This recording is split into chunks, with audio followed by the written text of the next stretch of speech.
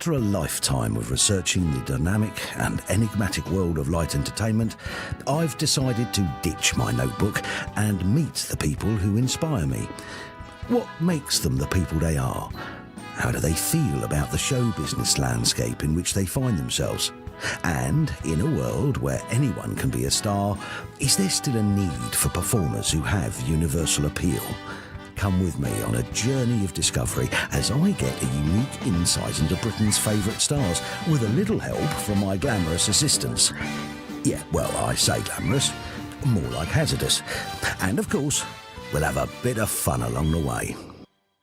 For over 30 years, actor and entertainer Brian Conley has been making Britain laugh with his mouldable face and cheeky chappy sense of humour.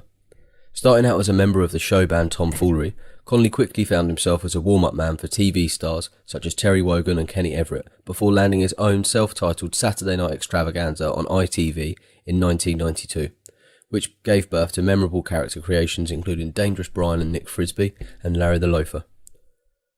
A string of television formats followed until a West End part came calling in 1995 as Brian paid homage to his hero Al Jolson in the highly rated musical biopic.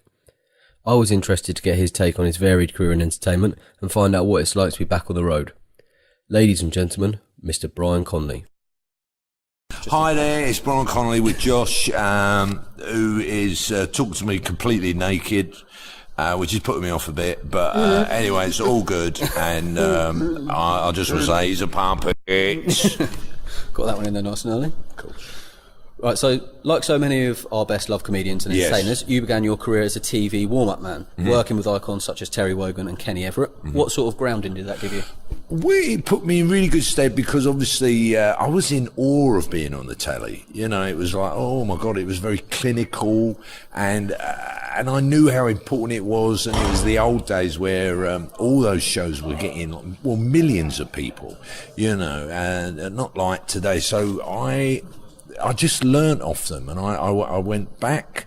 I'd done some telly and it wasn't successful, and then I took a step back. I'd done warm-ups and got used to being in a studio, and then after that it just sort of took off for me. So it was really important for me to sort of, you know, it very much shaped the telly and made me realise how important telly was, you know, that if you were successful on it, everything else just fell into place, including women.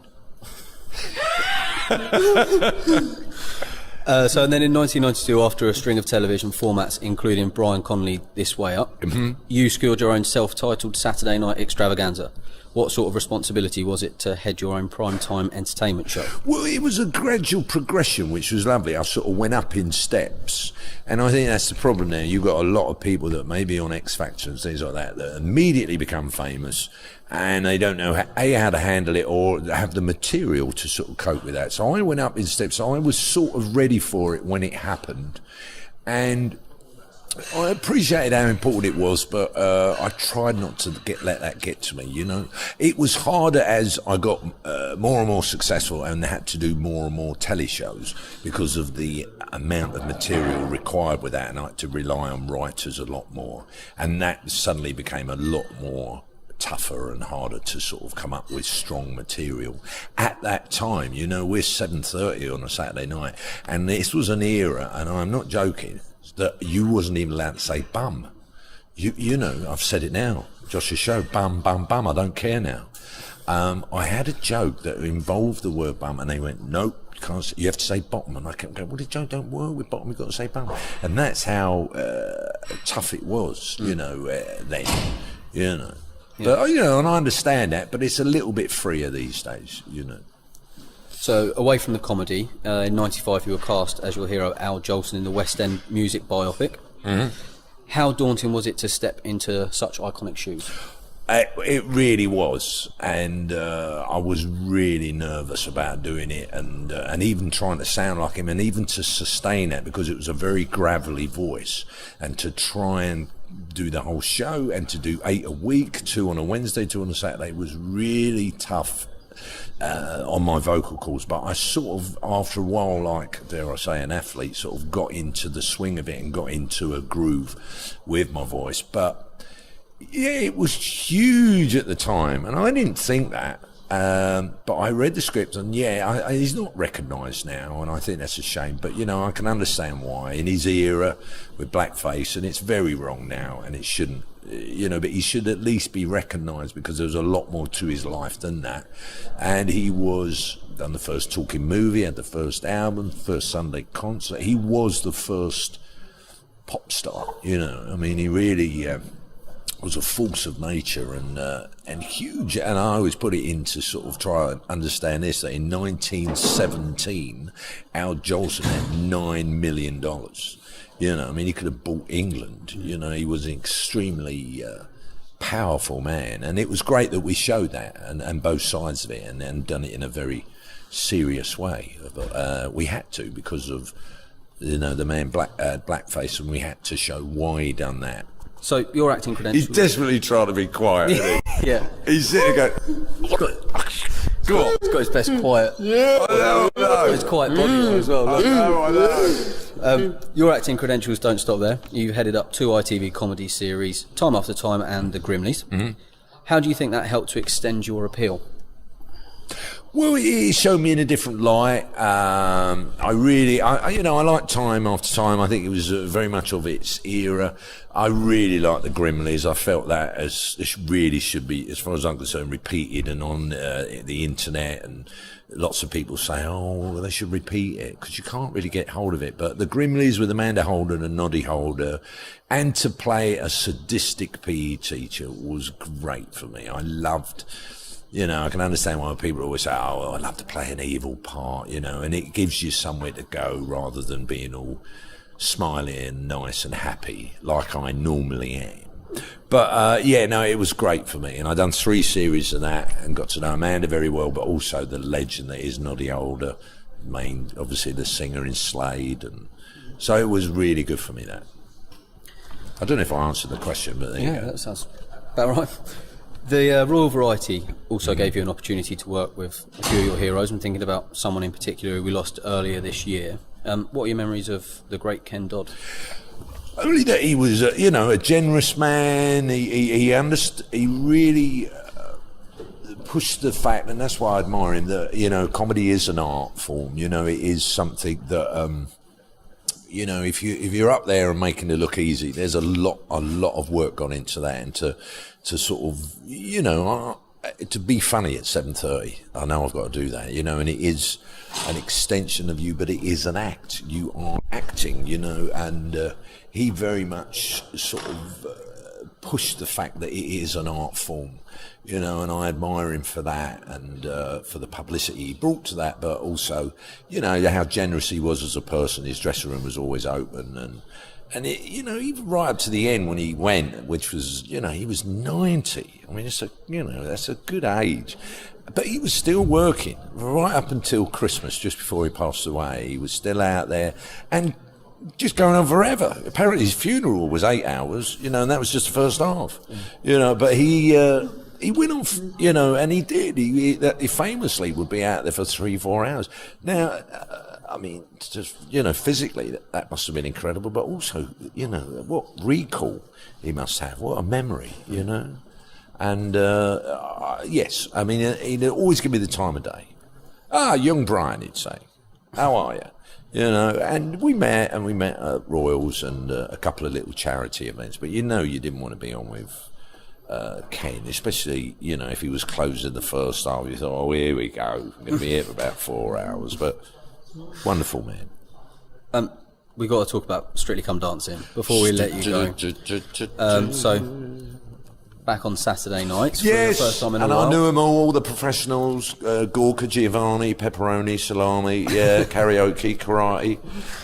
No, it was a wonderful honour for me, Were you surprised with your progress? Did you expect to be as good? I was surprised how bad I was. That's really honest. I thought I was a lot better than I actually was. I thought, I've been in musicals, I can move a bit, but it was so much more to it than that. Cut a shape? Say again? You can cut a shape?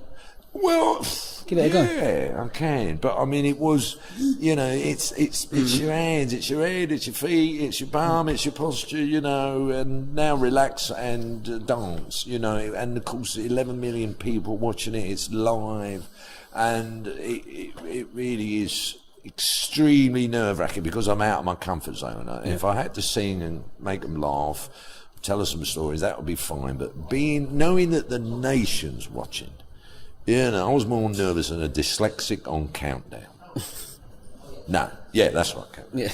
But it was a great honour, and knowing how important it was, and my kids wanted me to do it, and they asked me for the last couple of years, and I made a point of leaving a nice big gap of not doing anything else, and it was full on, because it's 24/7, because every time you're not dancing, you're thinking, oh my God, I should be looking at this, I should be learning this, because we're going to go live and of course the turnaround is a lot quicker than anyone imagines.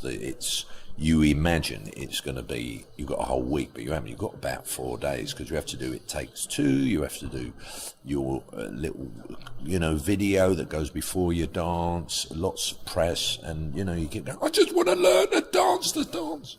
But I'm working with, she is Amy Dowden, but she was the last year, the British Latin American world champion, and I spent many hours with her.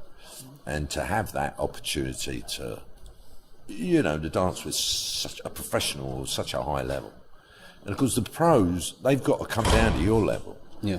I would video her doing like the jive, so that I had something. So she goes, this is what you've got to do, Brian. And I go, you're bringing your legs really up high. She said, I want you on the video to see what you've got to do. And she said, this is how you would dance it normally. She said, but when I dance with you, I have to come down to your level so you don't look even worse than what you are. So I thought, isn't that incredible that these real professionals have to be rubbish? Because we are, Yeah.